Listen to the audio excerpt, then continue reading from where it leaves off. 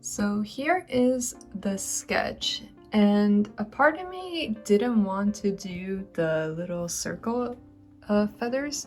I'm kind of thinking maybe it'll be like super detailed on the top, and then towards the bottom it's gonna like flare out into more like abstract, because there is just a lot of circles and eyeballs, and don't mind my nails, I haven't done them, but I don't know. I'm thinking maybe I'll do the sunflowers in the back, and I'm not too sure about adding the pomegranate, to be honest. Like, I kind of just want it to be just the peacock and maybe some flowers, so I'm still debating on that. But I also took reference from this, and I kind of like the pose, so I kind of copied the pose. But yeah, this is basically what it looks like, and I feel like maybe I'll just start painting and just kind of go with the flow.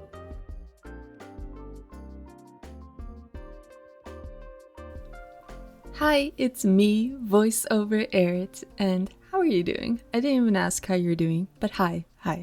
So I am starting on the background of the painting, and this is one of the techniques that I love to use because you're able to cover up so much space in so little time. So I'm taking this giant sponge thing and I'm just layering some colors onto the background, and for now I chose this red, orange, and yellow paint.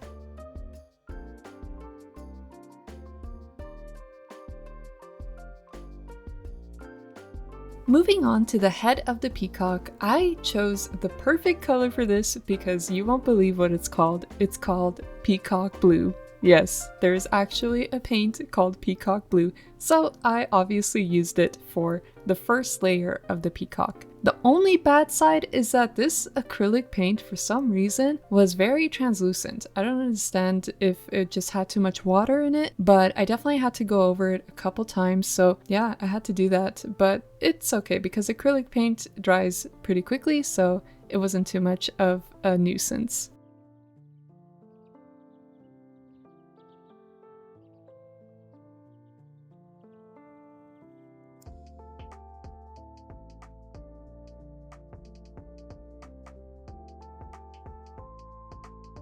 I found this technique of just going back and forth with your brush, and it creates these like featherly looking feathers. Okay, yeah, great explanation. But yeah, I just used the brush to go back and forth and it created this really cool effect. And I went back in with that peacock blue and I kind of did the same thing as well, but I added more tiny feathers into a gradient of bigger feathers. So hopefully that made sense.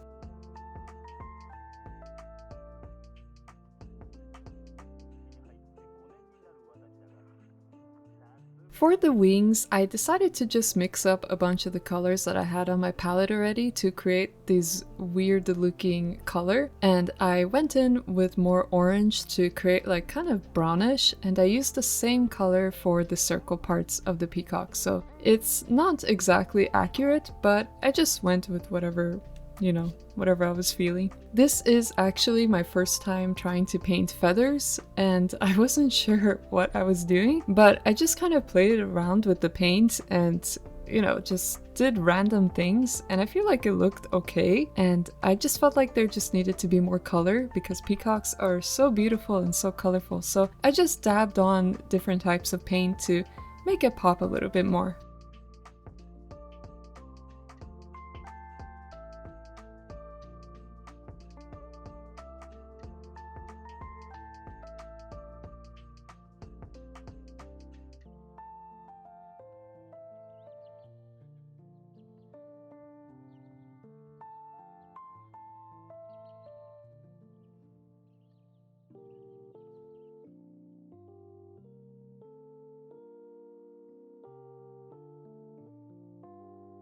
It's kind of hard to tell, but I had this really beautiful purple that I wanted to use, so I decided to kind of incorporate it, just give it a little bit more shine to it.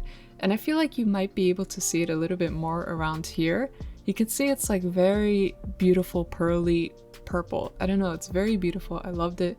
And I tried putting it into the feathers, but it really didn't do that much justice, so I kind of just blended it out.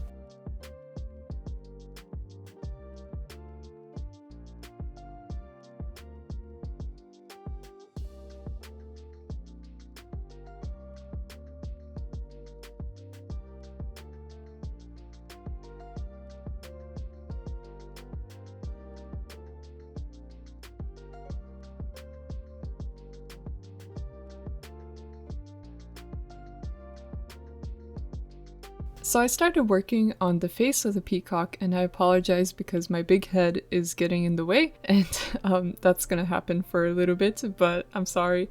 I was working on the head and I was really focused, so I'm sorry.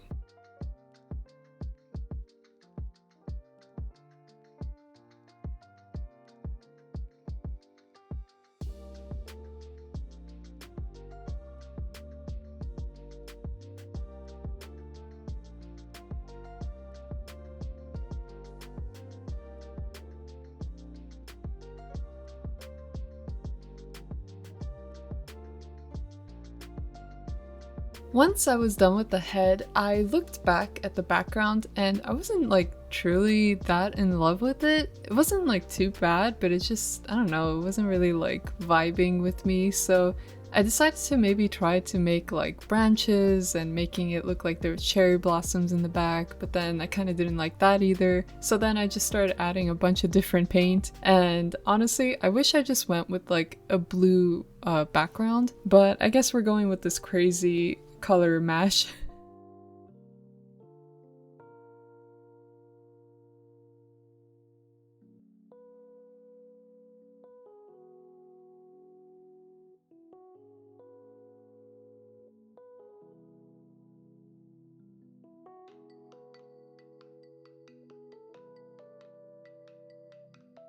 Alright, so the entire painting is done drying, so I'm gonna go ahead and take this Mod Podge to go ahead and seal the entire painting. And then I'll be right back. Here is the final painting after letting the Mod Podge dry. I actually really liked using the spray because it was just so much easier than brushing on Mod Podge, so I might use that more often. Besides that, you might have noticed, but the background is different from what I originally wanted to do, which was adding sunflowers, so I just changed it up, and I just had a lot of fun with this. And I know it's not like super accurate to what a peacock is, but I was just having fun. Besides that, I hope you enjoyed this video. Be sure to like and subscribe, and I will see you next time. Bye!